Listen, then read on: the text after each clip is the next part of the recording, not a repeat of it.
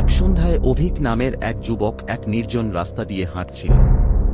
হঠাৎ তার পেছনে কারো হাঁটার শব্দ শোনা যায়। সে ফিরে তাকায়, কিন্তু সেখানে কেউ নেই। হাঁটতে হাঁটতে সে অনুভব করে কেউ যেন তার পাশেই রয়েছে। পথের এক মোড়ে সে দেখতে পায় এক বৃদ্ধা বসে আছে। অভিক তার কাছে গিয়ে জানতে চায়, আপনি এখানে কি করছেন? বৃদ্ধা কোনো উত্তর না দিয়ে তাকে একদিকের দিকে ইঙ্গিত করে।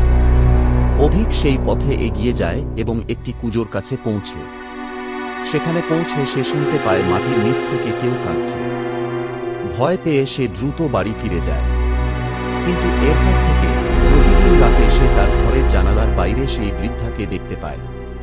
আর একদিন সেই বৃদ্ধা জানালার ভিতর দিয়ে ঢুকে বলে, তুমি আমার নির্দেশ অমান্য করেছ, এবার শাস্তি ভোগ করো।